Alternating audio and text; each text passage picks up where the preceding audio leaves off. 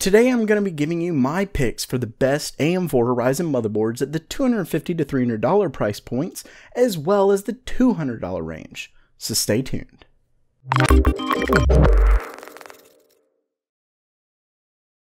Welcome back to GamerMeld. I get a good bit of people asking me what motherboard they should buy or what memory kit to buy, processor, etc.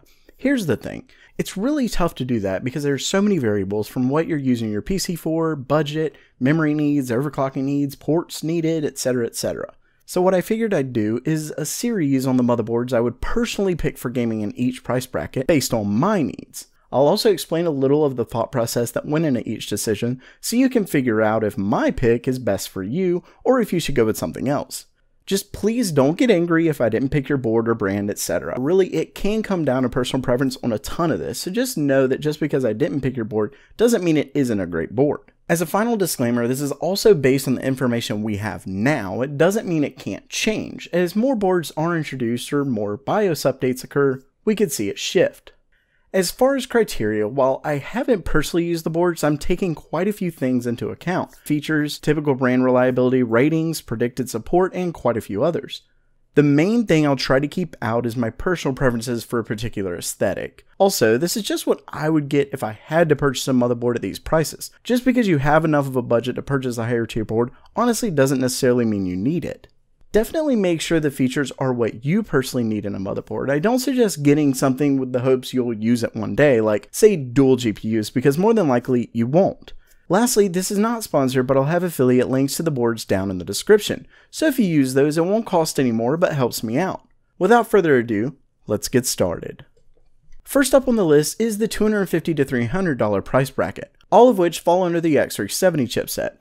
This chipset is essentially the top tier motherboard chipset on the AM4 platform. When compared to the next tier chipset, the X370 typically has double the SATA connections, 4 more 5GB USB ports, dual PCI Express ports for Crossfire SLI, 2 more PCI Express lanes, and some seem to have higher quality VRMs overall, which lends to more power for higher overclocks.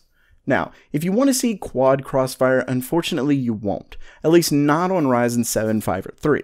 That's because this generation Ryzen doesn't have enough PCI Express lanes to allow for quad Crossfire. There is a board that offers 3-way Crossfire with 2 cards running X8 and 1 X4, and another exception is if you get 2 dual GPUs, but you get what I'm saying. Either way, if none of that is important to you, the B350 could be your go-to, which I'll cover in the next video of the series. So, for this price range, I'm picking the ASRock Fatality X370 Professional Gaming AM4 board. It was actually an extremely tough decision, but it came down to the dual M.2 PCI Express slots. It also has a ton of great reviews, fantastic VRMs, comes with 5GB LAN, though I doubt I'll ever use that, as well as an 802.11 AC Wi-Fi adapter. The reason it was actually so close is because I was fighting myself due to me not including aesthetics. It's very subjective and many users don't typically care, so I decided to pull it from my criteria. But if I hadn't and was literally buying a board right now, I would have picked the Asus ROG Crosshair 6 Hero just because I think it's a great looking board and has a couple things that almost make up for the lack of dual M.2 PCI Express slots. For one, it actually supports AM3 CPU coolers by including mounting holes for both AM4 and AM3. Second, it has far more rear I/O with an insane amount of USB ports, which are definitely something that I use day to day.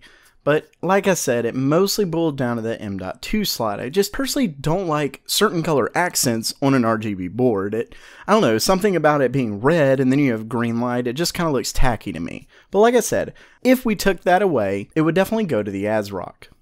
But to be honest, either board would be a fantastic choice. The last tier of boards in today's video are in the $200 price range. They're still the X370 chipset, so they will have plenty of the features the higher level boards had, but you'll see some differences in I/O and just not as many bells and whistles. This was really a tough choice, but I ultimately ended up picking the ASRock X370 Taichi. This board really has a ton of extras, like a 802.11 AC Wi-Fi module, Bluetooth 4.2, 2 M.2 sockets, one at 32 gigabits per second and one at 20 gigabits per second, then 10 SATA 3 6 gigabit connectors, great DDR4 frequency support, and plenty more X370 standard features. The main reason it was so hard was because I really wanted to pick the MSI X370 Gaming Pro Carbon, because I know MSI makes great boards. It flat out looks amazing, and like the ASRock, offers 2 M.2 slots. It also has support for 3-way crossfire, though this isn't all that important for me as I never use it, and the third card would run X4, so the already less than stellar performance from 3 GPUs would be hindered even more. Then that would take out your M.2 slot, at least one using the PCI Express lanes. The big yes, and the reason I really wanted to pick it was actually the rear I/O. It has 4 USB 3.1 Gen 1 Type A ports. The only thing that held it back was its unfortunately less than stellar VRM. At least reported in TweetTown's review, as well as seems to be the general consensus online. As stated in their review, the board can get you up to 4 GHz CPU overclock, but it seems to be working pretty hard at it for leaving it at that overclock for continuous usage, at least without a fan on the VRMs. If you don't plan on overclocking though, I seriously doubt you can go wrong with the MSI X370 Gaming Pro Carbon, especially since it's a little cheaper at the moment. Once again, you'd probably do well with either board, but keep the overclocking potential in mind. So that ends today's video. What did you think of my picks? Let me know in the comments below, and I'll have the second one up in probably the next few days. It'll include the lower cost models, and for anyone who wants to purchase any of the boards listed, it definitely helps a ton if you make the purchase from one of the affiliate links in the description. And don't forget about the giveaway. You can also find that in the description.